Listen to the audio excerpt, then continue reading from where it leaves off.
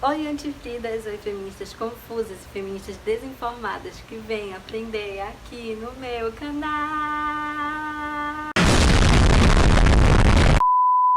Gente, eu sei que eu tô muito tempo sem postar e eu prometo que eu vou começar a tentar postar mais pra vocês.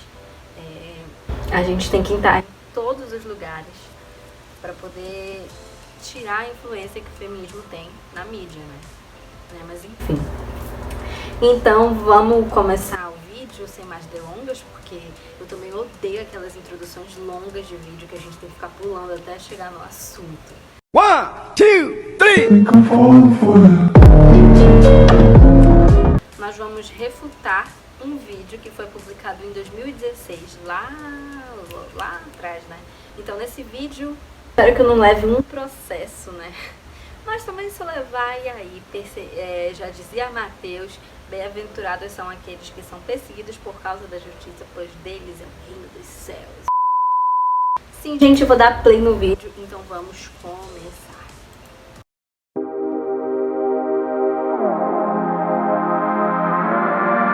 Feminismo é tudo mimimi. Sou jovem, faço o que bem entendo.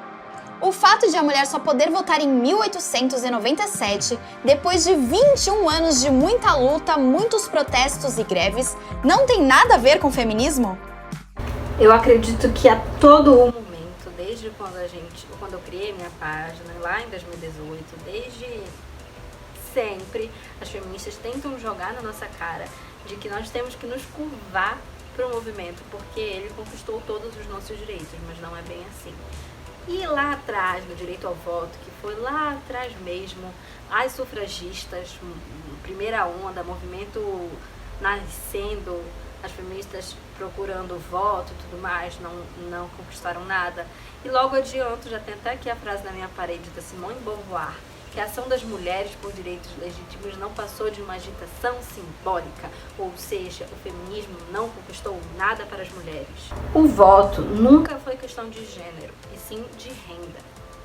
Antigamente, os homens também não votavam. Os homens que não tinham renda também não tinham direito ao voto. Ou seja, antes tinha muitos grupos sufragistas que procuravam que o sufrágio se estendesse tanto às mulheres quanto aos homens, tá? E quando a gente fala sobre isso, também é importante mencionar que antes também tinha muitos grupos que lutavam contra isso, tá? Porque antes também os homens que votavam, eles eram obrigados a se alistarem para o exército, sim, eles eram obrigados a servir a pátria. E as mulheres morriam de medo disso. As mulheres não queriam se alistar, elas não queriam ter essa obrigação de se alistar ao exército, como os homens também tinham, tá? Só para constar. Então, ao mesmo tempo que tinha os grupos sufragistas que lutavam pelo voto feminino, tinha os grupos contra aquilo. O que muita gente não sabe é que as sufragistas que procuravam estender esse sufrágio às mulheres eram as mulheres que tinham renda, não todas as mulheres, tá? Só pra constar. Sendo que Emily Pankhurst, Alexandra Kollontai, tudo eram mulheres de classe média alta. Ou classe média. Mas enfim, a luta pelo voto feminino no nosso país surgiu de um homem chamado César Zama. Até a primeira mulher a votar não era feminista. A Celina Guimarães fala: tudo que eu tenho, tudo que eu conquistei foi graças ao meu marido. Ela mesma disse. E foi Getúlio Vargas que fez esse decreto aqui, que estendeu o sufrágio às mulheres e que introduziu a justiça eleitoral. Você consegue se imaginar vivendo em um mundo em que garotas são obrigadas a se casar? Isso era muito comum no passado e ainda hoje acontece em alguns países da Ásia Meridional e da África subsaariana. O feminismo meteu na cabeça de que antigamente apenas as mulheres eram obrigadas a se casar com quem elas não queriam, mas elas esquecem que homens também passavam por isso. Por muitos séculos, o casamento arranjado foi um meio de manter alianças políticas e militares. Reis, príncipes, rainhas, alguns membros da nobreza se sujeitavam a aceitar esses casamentos arranjados para poder manter essas alianças que eram necessárias antigamente. O consentimento para a realização do casamento só passou a fazer parte da nossa tradição, da tradição da humanidade, a partir de 1140. por uma obra de Graciano. Então, ó, passou muito tempo, né? Os homens e as mulheres tinham que casar obrigatoriamente. Enfim, vamos continuar o vídeo. Antigamente, na época da sua bisavó ou avó, as mulheres tinham que continuar casadas mesmo que estivessem infelizes. Elas não podiam se separar, mesmo que o homem as traísse, porque ficariam mal faladas. Isso só mudou em 1977, quando a lei do divórcio foi aprovada. Já sobre o divórcio, as feministas escondem que ele já era permitido há muito tempo. Os sumérios, em 2000 a.C., já permitiam o divórcio, inclusive o da mulher. No Código de Hammurabi, as mulheres já tinham personalidade jurídica e elas podiam até manusear os seus bens particulares, ou seja, manusear bens fora do casamento. Elas poderiam ter essa opção, inclusive o divórcio. No século XVIII e XIX, o divórcio já era permitido em caso de adultério ou agressão física. No Brasil, não existia de fato o divórcio. Porém, se o casamento não tivesse bom para ambos, eles poderiam se mudar e viver separadamente, normal. O Nelson Carneiro, em 1967, falou: por que a gente não se divorcia? Por que a gente não tem uma lei a favor disso? E muitos homens, ele teve apoio de muitos homens, inclusive. Então, esse argumento, vitimismo do feminismo não encaixa. Em 2006, entrou em vigor a Lei Maria da Penha, que presta apoio àquelas que sofrem violência doméstica. Como eu mencionei antes, no século XVIII e XIX, já era permitido o divórcio caso que as mulheres sofressem agressão física. Isso então já corta essa tentativa falha de botar o feminismo como bom. Mas enfim, antes da Lei Maria da Penha aconteceram inúmeros casos. A gente estuda em direito que sempre acontece vários crimes, mas precisa acontecer um crime que leve a sociedade a parar e pensar nele.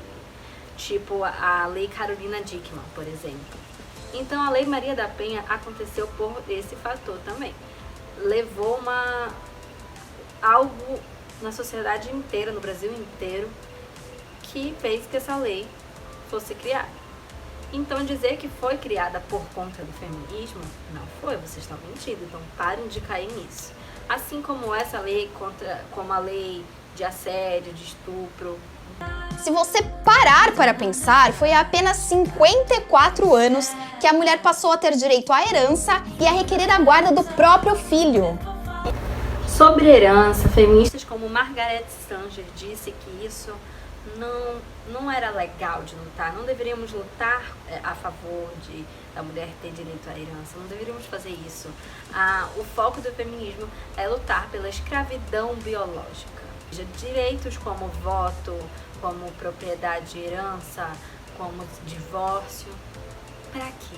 Escravidão biológica, maternidade, casamento, funções que mulheres fazem só por serem mulheres. Praticamente é isso, tá? Se você não sabe. As feministas insistem em dizer que sem feminismo não teríamos direito a essa propriedade, a herança. Mas elas esquecem de falar que antigamente as mulheres tinham meios legais de garantir que os seus bens não passassem para os seus maridos até vivas e até mesmo depois de sua morte. No livro da Ana, a gente pode falar um pouco sobre isso, né? Os fundos protegiam os bens das mulheres com tanta eficiência que era comum que os homens criassem fundos em nome da mulher ou das filhas para se proteger contra os criadores em caso de falência. Depois de 1880, isso ficou ainda mais fácil, pois vários países aprovaram leis que eximiam as mulheres da responsabilidade pelas dívidas do marido. Enquanto isso, os maridos continuaram universal e absolutamente responsáveis pelas dívidas das mulheres. Como a lei incluía as dívidas contraídas antes do matrimônio, algumas mulheres se casavam especificamente para transferir esse encargo para o marido. Os maridos eram responsáveis por tudo, pelos filhos, pelas mulheres, pelas heranças, pela propriedade. Então, tudo era responsabilidade do marido. Até Marion Stonecraft, proto-feminista, afirmava que as mulheres eram muito mimadas, que elas não corriam atrás, que elas não queriam correr atrás. Por que elas iriam correr atrás se a vida delas era fácil? Elas não precisavam trabalhar, elas não precisavam nada, porque o marido mimava elas. Em relação aos estudos, durante muitos anos, as escolas para mulheres eram totalmente voltadas para o trabalho manual e doméstico. Garotas só puderam frequentar a faculdade a partir de 1879, e mesmo assim elas sofriam preconceito. A educação mista sempre existiu. As feministas, elas começam a colocar que o estudo, ele começa a partir da escola, mas não era bem assim. Temos que diferenciar. Mulheres com renda boa, renda alta, estudavam sim em escolas, mas mulheres com renda baixa, não. Homens também com renda baixa também não estudavam, vale lembrar isso, tá? Os homens e mulheres com renda baixa ajudavam as famílias nas fazendas, enfim, tinham que ficar em casa, tinham que trabalhar e não tinham tempo para o estudo. As faculdades, as escolas de antigamente tinham castigos como ficar de olho no milho, ficar um dia inteiro sem comer, ficar na chuva, roupa molhada, entendeu? As mulheres não iam para essas faculdades, para essas escolas, porque elas eram poupadas disso, de não passar por isso. Elas tinham estudo em casa, às vezes com governantas, às vezes com professoras que iam ensinar tanto história, geografia, como também como ser uma mulher mãe, como ser esposa, como cozinhar. Coisas assim que eu adoraria ter tido, porque eu não sei cozinhar muita coisa. Quando o feminismo usa isso como argumento, fala que as mulheres só aprendiam se dando de casa, não sei o que, ela esquece que elas eram ensinadas por professoras. Professoras. Como é que uma pessoa pode ser professora sem estudar? Mulheres como Hildegard de Bingen, que era doutora, Trótula de Saleno, que era médica, escreveu tratados de medicina, Aspásia na Grécia, que influenciou Sócrates, Santa Fabíola, que fez o primeiro hospital público, enfim, sempre existiram mulheres geniais. Em 1700, as mulheres começaram a ir nas universidades mais frequentemente por conta de que esses castigos que eu citei foram começando a diminuir. Então, as mulheres não tinham mais medo, então elas eram bem influenciadas até de irem estudar em universidades. Aqui no Brasil, foi Dom Pedro I que abriu o ensino público para as meninas, sendo que antes já tinha o particular. E foi Dom Pedro II que abriu as universidades públicas para as mulheres.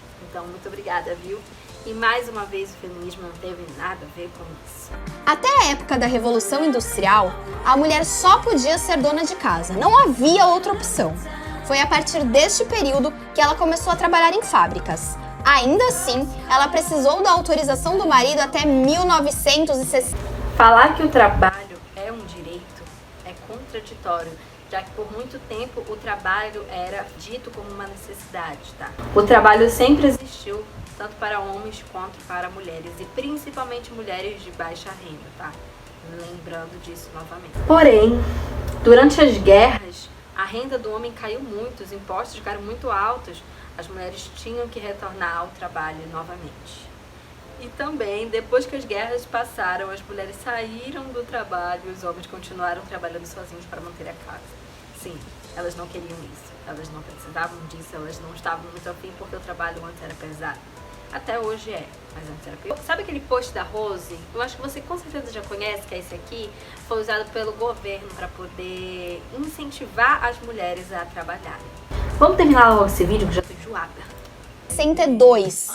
Você pode viver em um ambiente de liberdade absoluta e ignorar essas conquistas. Você pode achar que tudo isso é vitimismo. Pode até se conformar em ganhar menos que os homens, apesar de ter o mesmo currículo, ou fingir que não te assusta o fato de que a cada 11 minutos uma mulher é estuprada. Se ainda assim você achar que toda essa história de feminismo é mimimi, é hora de dar replay no vídeo.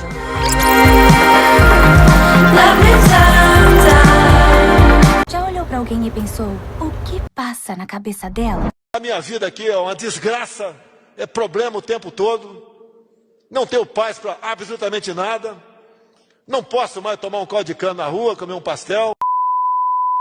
Gente, eu já refutei o vídeo todo e eu não preciso refutar. E vou falar que nem ela, se você ainda acha que o feminismo é bom e necessário, dá replay no vídeo.